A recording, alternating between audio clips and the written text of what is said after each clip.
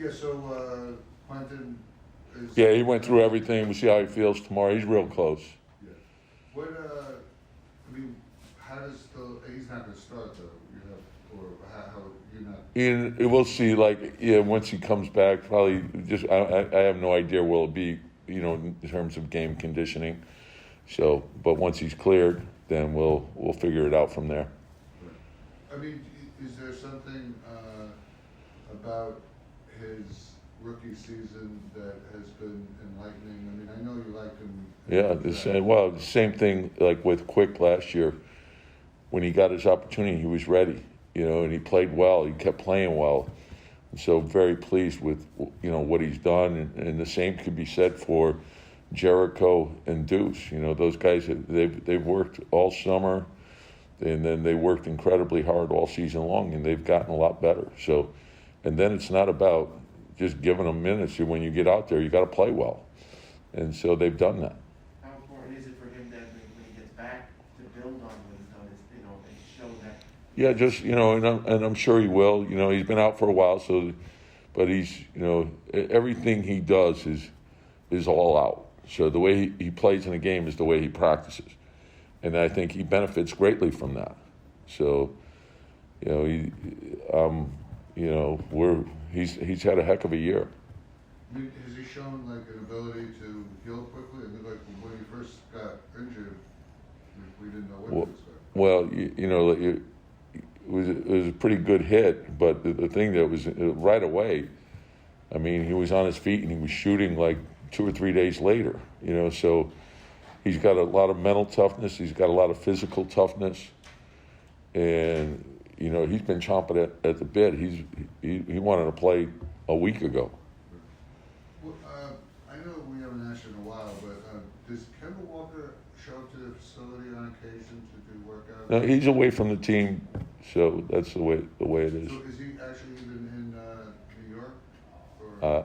He's rehabbing or, you know, taking care of what he has to take care of. His own, like no Knicks training? Yeah, he's away from the team. Yeah. Right. Okay. Why was that done? That's what he preferred? Well, that was between, you know, our management and his agent and Kemba. So we just felt that was the best way to handle this. Right. Quick, what do you see as far as, you know, what's best for his role going forward? As far as, can he be a starting point guard, or is he better off coming? He's a basketball player, so I don't know if he's a point guard or shooting guard, but the way our league is right now, I would say probably, you know, in classic terms, he's probably a combo guard. He's a little bit of both, and the way it is now is it's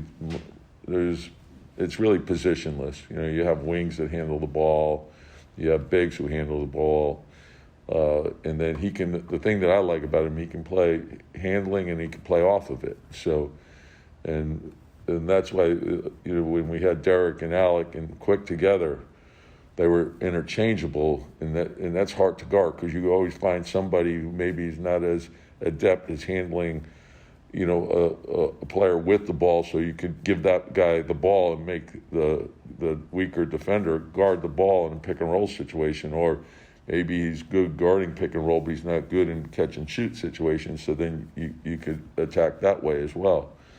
So, but he's growing. I think he's learning. He sees NBA defenses now.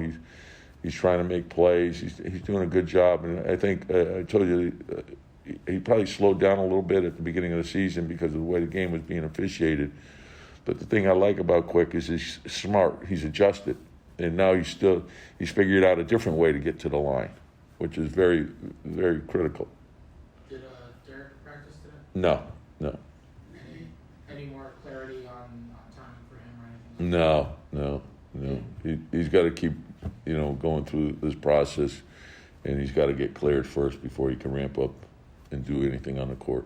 Do you have any more Grimes looking good for tomorrow? Pardon? Grimes. He's real close. He went through practice today, did everything.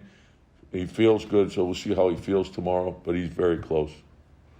You have mentioned that phrase, the way the game is being officiated now. Could you explain it a little more and why that Well, yeah, and that was at the beginning. It was a point of emphasis at the beginning of the season. And so they wanted to get away from non-basketball plays where contact was being exaggerated and it wasn't really a basketball play and guys were getting to the line. So now, and I think it's good for the game. So, like there were plays where players were getting guys on their hips, jumping backwards into them and going to shoot 2 free throws or falling, shooting a ball and just falling down or not really making an aggressive move to the basket. But that's the way the game was being, the officials were being told to call it that way. And so it got further away from making a good aggressive basketball move to the basket where if a player was fouled, you went and you earned your free throws, right? So now I think they got a lot of that stuff out, which was the intent of that. And so if they were erring, it was on the side of not giving a player a call. And so Quick he's herky-jerky going into shooting motion, and he was that way in college. And there's one of the things I liked about the way he played in the college game is he had the ability, and if you like understanding the value of shots, the free throw is very valuable. So you want guys that can help you get to the bonus quickly. No pun intended, Mark. So there was an adjustment period, and he was getting fouled on a lot of the calls. And sometimes it's hard to see, but when you watch it on film and there's replay, you're playing it back, you see how he is getting fouled on that. But he wasn't getting the benefit of that call, and then he's just figured out different ways to draw fouls, and so, I think the good players do that. So. Did you start coaching that? Were coaches coaching that last season? Well, the veteran players, I think, are really adept at that.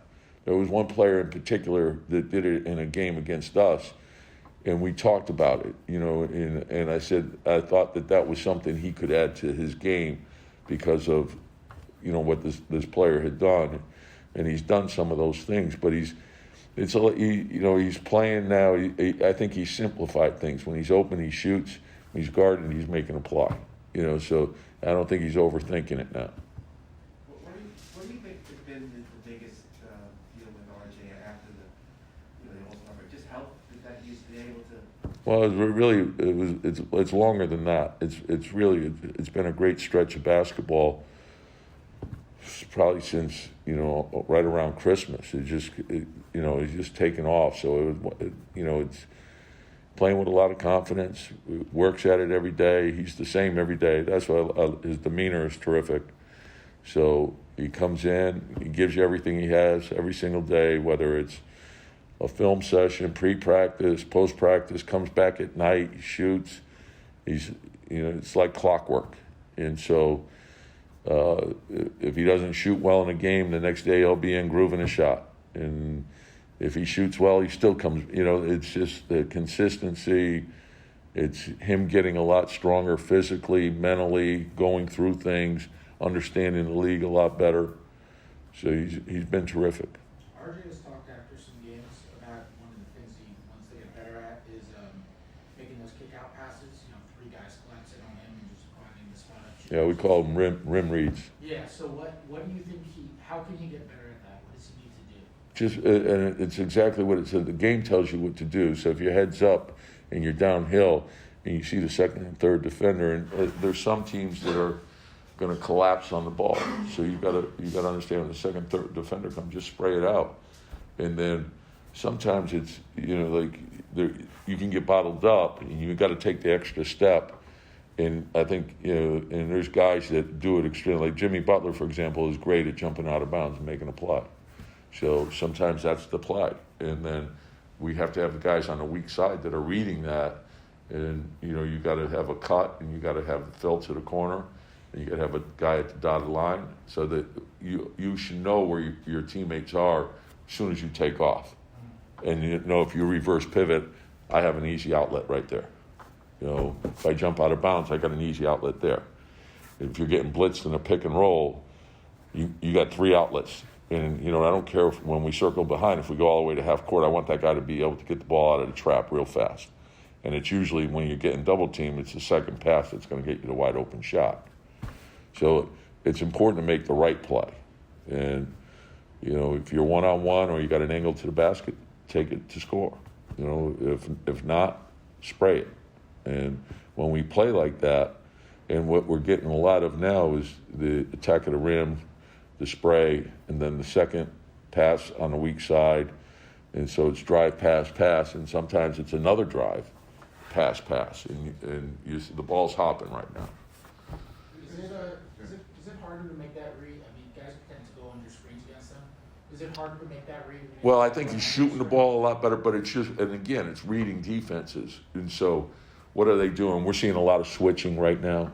We're seeing guys that try to take his left hand away, so they try to ice him in the pick and roll. We see teams that try to go under. Well, sometimes he gets going, and then they go to the blitz. So I think it's getting, now that he's seeing it more and more, he's more comfortable attacking it. And also his teammates understanding how we take advantage. Anytime from a team standpoint, when you get two on the ball, we all should be licking our chops. It's easy offense, and that's what you want. And that's why, you see it in the playoffs. The teams with high-end talent, that's what it does. They command two on the ball, which opens up easy offense for other guys, so. But just keep reading the game, keep getting better. I love him in the open floor when he's running the floor hard. I think he's virtually impossible to stop in those situations. The more we kick ahead, the better.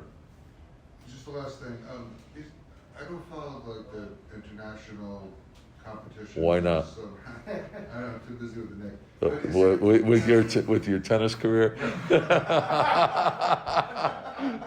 there a Team Canada thing going on this summer? I'm not sure if they have something this summer, but I think that's very beneficial. I love the experience that he gets from that. I believe last year it didn't. Their team didn't do well, but they've got a lot. Canada has a lot of talent.